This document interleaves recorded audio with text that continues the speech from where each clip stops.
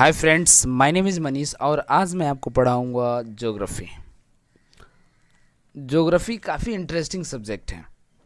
इसको हम बहुत ही बढ़िया से देखेंगे। जैसा कि मैंने आपको बताया था कि मैं 6th से 12th क्लास का जो ज्योग्राफी है मैं उसको पढ़ाऊंगा काफ़ी बढ़िया तरीके से। लेकिन आज मैं इन क्लास में से किसी भी क्लास का कोई भी चैप्टर नहीं पढ़ाने वाला हूँ, बिकॉज मैं चाहता हूँ कि मैं ज्योग्राफी के कुछ ज़रूरी अब बातें जो बेसिक बातें होती हैं मैं आपको बताऊँ, ताकि ज्योग्राफी में आपको इंटरेस्ट आने लगे। जो जब तक किसी चीज़ में आपको इंटरेस्ट नहीं होती, आप उस चीज़ को देखना नहीं चाहते, सुनना नहीं चाहते, पढ़ना नहीं चाहते, राइट। तो मैं चाहता हूँ कि ज्योग्राफी में आपको बहुत ज़्यादा इंटरेस्ट आ जाए। तो ज्योग्राफी में इंटरेस्ट आने के लिए आज मैं आपको ले रहा हूँ कुछ बेसिक क्लासें, फिर या इस क्लास के बाद एक और भी क्लास हो जाए, एक दो क्लास आपको बेसिक क्लास हो जाएंगी। उसके बाद मैं 6th 7th 8th 9th इस तरह से सभी क्लास को मैं पढ़ाऊंगा। हर चैप्टर को बहुत बढ़िया से डील करेंगे हम लोग। सो फ्रेंड्स, बने रहिए हमारे साथ। आज कुछ ज़रूरी बातें हैं, कुछ इंपॉर्टेंट बातें हैं, ताकि आप ज्योग्राफी के महत्व को समझ सकें, है ना। तो स्टार्ट करते हैं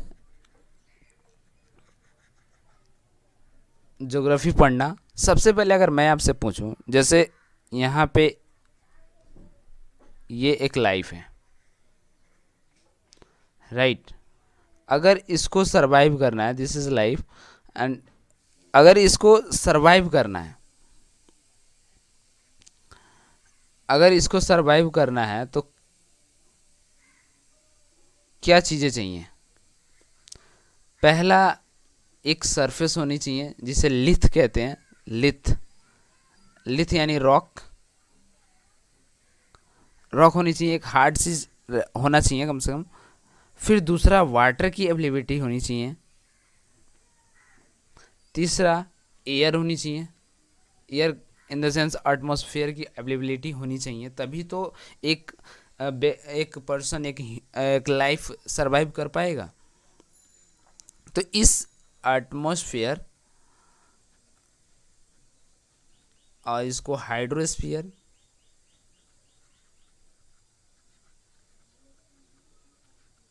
और इसको लिथोस्फीयर,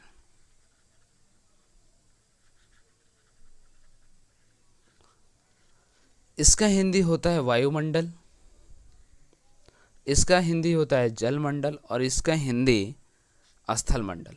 तभी तो इन तीनों चीज़ों का होना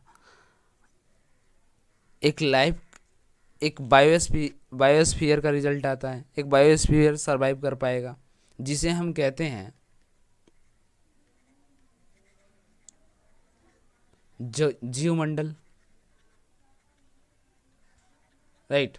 जब तक ये तीन चीज़ें नहीं होंगी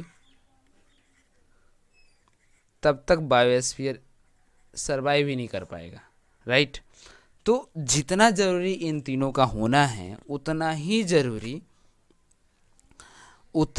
ज़रूरी इन तीनों का कॉम्बिनेशन भी है। सपोज अगर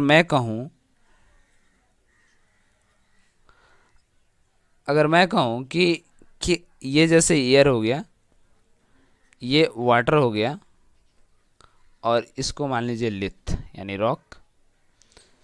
तो जब तक आपको कहा जाए कि केवल ज़मीन पे रहिए, यहाँ पे ये वाला, इस वाले जगह पे, कि आप यहीं पे रहिए, ना ही आपको वाटर दिया जाए और ना ही आपको एयर दिया जाए, तो आप सरवाइव कर पाएंगे क्या। आप खुद फील कीजिए कि केवल आपको ज़मीन पर रख दिया जाए बिना एयर के, बिना वाटर के, तो क्या आप सरवाइव कर पाएंगे? बिल्कुल नहीं। या फिर आपको केवल हवा में रोकने के लिए कह दिया जाए बिना सरफेस, बिना वाटर के, तो क्या आप जी पाएंगे, रह पाएंगे? नहीं। या फिर आपको वाटर में रख दिया जाए बिना एयर के, तो क्या आप रह पाएंगे? बिल्कुल नहीं। तो जितना ज़रूरी इन तीनों का होना है, उतना ही ज़रूरी इन तीनों का कॉम्बिनेशन भी है। तो ये वाला जो भाग है, ये वाला भाग, इसी को हम इन्वायरमेंट कहते हैं। और यहीं पे बायोस्फीयर, जिसको हम कहते हैं जीवमंडल, सरवाइव करता है, राइट। तो हमें यहाँ पे ज्ञान क्या मिला कि हमें इन तीनों चीज़ों को पढ़ना ज़रूरी है, तभी तो हम लाइफ के ज्योग्राफी के इम्पोर्टेंस को समझ पाएंगे कि एयर। अब सवाल ये आता है कि जैसे हमने देखा कि लिथ यानी लिथोस्फीयर और एटमॉस्फेयर, फिर हाइड्रोस्फीयर, इन सभी चीज़ों में हमें इस लिथ में क्या पढ़ना है, रॉक पढ़ना है, माउंटेन पढ़ना है, प्लेट्यू पढ़ना है, प्लेन्स पढ़ने हैं। रॉक आपको पता ही है, चट्टान, माउंटेन पहाड़, पर्वत, प्लेट्यू पठार, प्लेन्स जो भूमि होती है समतल, है ना, उन सभी चीज़ों को पढ़ना है इसमें। एटमॉस्फेयर में आपको विंड पढ़ना है, साइक्लोन पढ़ना है, क्लाउड पढ़ना है, रेनफॉल पढ़ना है, ये सभी चीज़ें आपको पढ़ना है। हाइड्रो ओशियन, ओशियन के बारे में हमको पढ़ना है, बहुत सारी चीज़ें इन सब में पढ़ना है। तो अगर हमें बेसिक चीज़ें ही पता नहीं है तो हम ज्योग्राफी क्या पढ़ पाएंगे कि ये वाला चट्टान ये काम करता है। जैसे अगर मैं ले लूँ तो एक ब्लैक फॉरेस्ट माउंटेन है, यूरोप में है, तो इसको कहते हैं ये ब्लॉक माउंटेन है।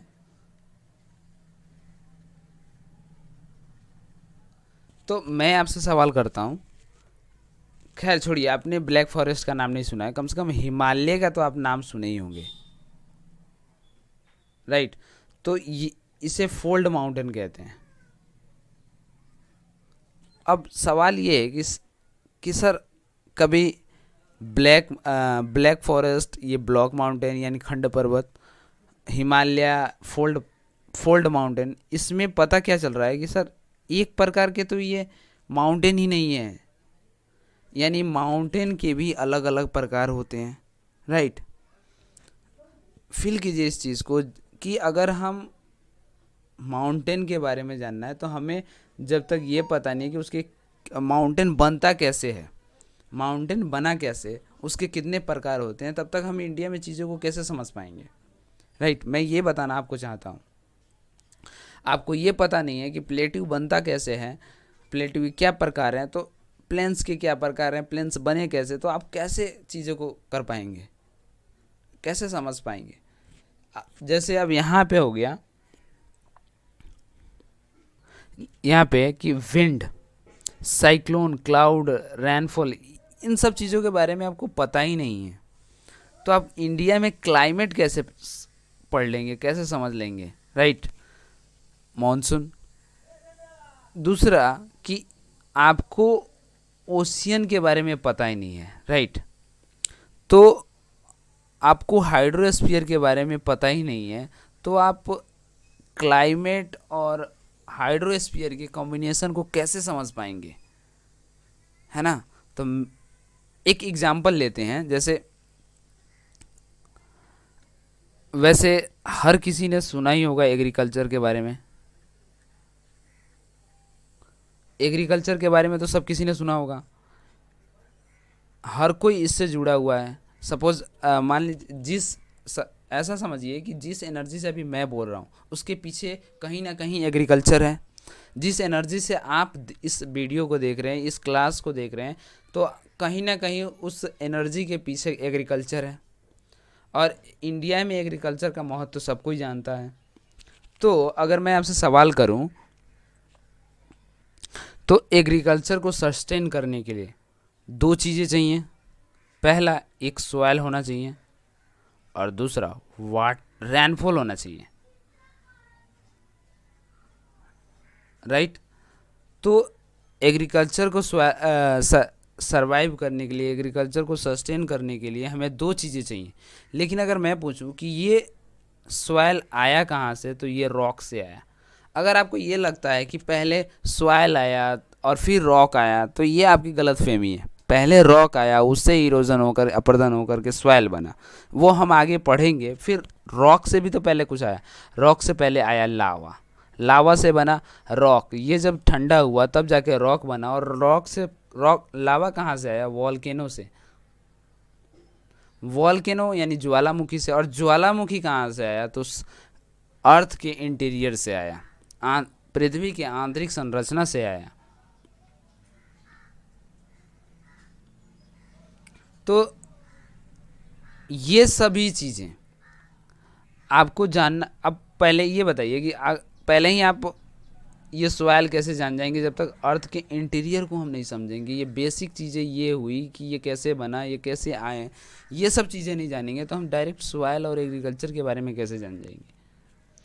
आपको ये पता नहीं है कि विंड क्या है और टेम्परेचर क्या है, इस दोनों के कॉम्बिनेशन को नहीं समझ पाएंगे, विंड को नहीं समझते हैं, टेम्परेचर के ज्ञान का ज्ञान नहीं है आपको, तो आप कैसे समझ जाएंगे रेनफॉल के बारे में, है ना। तो मेरे कहने का मतलब ये है कि सबसे पहले हमें बेसिक बातें पता होनी चाहिए, तब तो हम कुछ जान पाएंगे। अब आजकल होता क्या है कि जो स्टूडेंट होते हैं वो समझते क्या हैं कि किसी कंट्री की राजधानी कहाँ है, उसमें कितने पॉपुलेशन है, उसका एरिया कितना है, ये सब जान लिए factual information.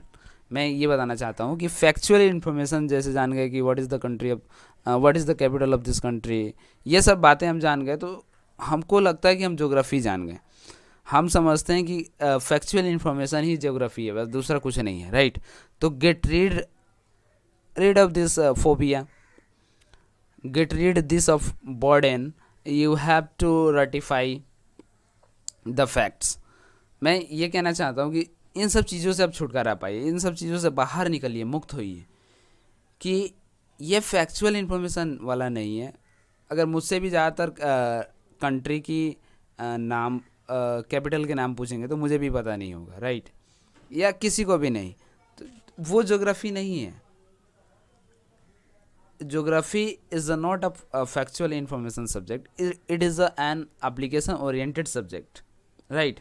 Suppose as a geographer, when you study geography you should know where to apply geographical knowledge. Suppose if I am a geographer, if I know geography, we should use the geographical knowledge to resolving the issue or issues facing human society. तो हमें इन सब चीज़ों को resolve करना चाहिए। अगर हम geographer हैं, जोग्राफिकल नॉलेज हमारे पास है, तो geographical knowledge is about empowerment, geographical knowledge is about empowerment. जब जोग्राफिकल थिंकर्स और जोग्राफर्स कहते हैं कि who said if you want to really empower the people, make them aware about their own geographical condition, make them aware about their living, this is really empowerment, right. तो geography is a fundamental और mother of all the subject, right. तो geography को कहा जाता है कि ये mother of all the subject. Suppose अगर मैं आपसे सवाल करूं, जैसे मैं कह रहा हूं कि mother of all this subject, तो मैं आपसे सवाल करूं कि सबसे पहले आया क्या, तो सबसे पहले व्हाट हैज़ कम फर्स्ट, तो सबसे पहले आया क्या, अर्थ, है ना। अर्थ के बाद क्या है, एनवायरनमेंट आया,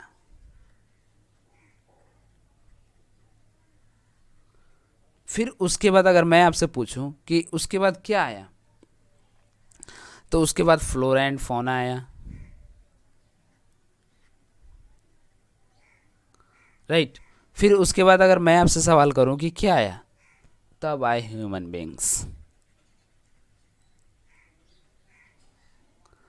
फिर अगर मैं आपसे पूछूं कि इसके बाद क्या आया, इसके बाद आया ह्यूमन सोसाइटी,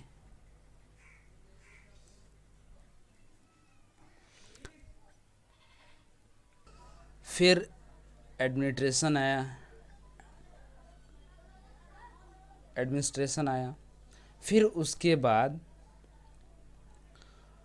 इकोनॉमी है,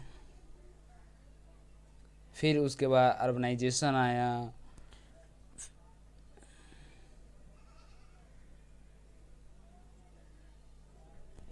फिर इसके बाद आया डेमोक्रेसी, और इसके बाद वाट एवर यू सेड। तो अब समझिए कि जब तक हम अर्थ को नहीं पढ़ेंगे, इन्वायरमेंट को नहीं पढ़ेंगे, हम फ्लोरा और फौना को कैसे समझ पाएंगे, राइट, ह्यूमन बींग्स को कैसे समझ पाएंगे। सपोज आप दिल्ली गए, मैं आपको एक एग्जांपल बताता हूँ। हर कोई कहता है ना कि तुम मेरे टाउन में आ जा, तुम मेरी गली आ जा, तो आप कैसे कहते हैं? बिकॉज आपको वहाँ से, आपको वहाँ की उस प्लेस की, उस जगह की हर चीज़ें आपको पता है, तभी तो कहते हैं कि अगर मेरी गली आ जा, तुम देख लूँगा मैं तुझे, है ना। तो नहीं कहते हैं, ये कहावत है कि अपनी गली में हर कोई शेर है ना। तो बिकॉज वहाँ पे वो उस प्लेस का हर चीज़ वो जानता है। सपोज़ आप दिल्ली में गए और दिल्ली में आपको एकदम डिफरेंट लग रहा होगा कि पता नहीं मैं कहाँ आ गया, लेकिन वहीं पे आपको लगता होगा किससे बात करूँ, कोई चीज़ पूछना हो तो एकदम भय सा लगता होगा। लेकिन वहीं पे अगर कोई आपको पता चल जाए कि मेरे ही शहर का है, तो आप क्या समझेंगे, ओ इतना जल्दी दोस्त फ्रेंडशिप बना लेंगे उससे। तो इसका मतलब क्या है कि आप दोनों एक ना एक तरह से ज्योग्राफी जो है आपको कनेक्ट कर रहा है दोनों, है ना। तो इसमें क्या है कि संसाधन एवं उपयोग, कृषि, निर्माण उद्योग, परिवहन, संचार, तो इसमें डायरेक्टली एग्रीकल्चर पे आ जा रहे हैं, संसाधन पे आ जा रहे हैं। लेकिन हमें एग्रीकल्चर पढ़ने के लिए पहले हमें सॉइल पढ़ना होगा, सॉइल पढ़ने से पहले हमें रॉक पढ़ना होगा, रॉक पढ़ने से पहले हमें लावा के बारे में पढ़ना पड़ेगा, लावा पढ़ने से पहले हमें वो जो वॉल्केनो के बारे में पढ़ना पड़ेगा। तब तो हम समझ पाएंगे कि ये सॉइल बना कैसे, और कौन सी सॉइल में, किस प्रकार की सॉइल में कौन सी फसल उपजा जा सकता है ना, ज़्यादा होती हैं। तो इन सब चीज़ों को पढ़ेंगे, ठीक है, तब हम समझ पाएंगे। तो मैं चाहता हूँ कि एक सीक्वेंस रहे 6 to 12, 6 से स्टार्ट करें तो 12 तक। लेकिन होता क्या है कि अगर आप 10th क्लास में, तो आप सोच रहे हैं कि नहीं सर मैं तो ज्योग्राफी डायरेक्टली पढ़ना चाहता हूँ 10th क्लास का ही, तो उसमें मैं संसाधन का उपयोग, तो बेसिक चीज़ें आपको पता ही नहीं है, संसाधन आया कैसे, एग्रीकल्चर को करने के लिए हमें किन किन चीज़ों की आवश्यकता है, फिर वो चीज़ें कैसे बनी, तो फिर आप सही से समझ नहीं पाएंगे बातों को। लेकिन मैं ये नहीं कह रहा कि आपको साल भर लग जाएंगे मुझे 6 to 12, तो मैं 2-3 महीने में ही ख़त्म कर दूंगा, है ना। या फिर मैं तो कहूँगा कि रोज़ 2-3 चैप्टर ख़त्म हो जाएंगे, तो बहुत कम समय लगेगा, है ना। और उसके बाद मैं आपको क्वेश्चन आंसर भी करा दूंगा, ताकि आपको क्वेश्चन में भी प्रॉब्लम कोई ना हो। तो इस तरह से हम ज्योग्राफी पढ़ेंगे, काफ़ी इंटरेस्टिंग तरीके से हर बात को समझते हुए स्टार्ट करेंगे और ख़त्म में भी करेंगे। तो फ्रेंड्स बने रहिए हमारे साथ। ये था ज्योग्राफी का बेसिक क्लास। कल मैं आपको बताऊंगा लॉन्गिट्यूड एंड लैटिट्यूड, जिससे हम टाइम एंड डेट डिसाइड करेंगे कैसे होता है। सो फ्रेंड्स एक या दो बेसिक क्लास और आएंगे। Thanks for watching. अगर ये वीडियो आपके लिए हेल्पफुल था तो आप लाइक कीजिए, शेयर कीजिए और कमेंट करके हमें आप बता सकते हैं। Thanks for watching.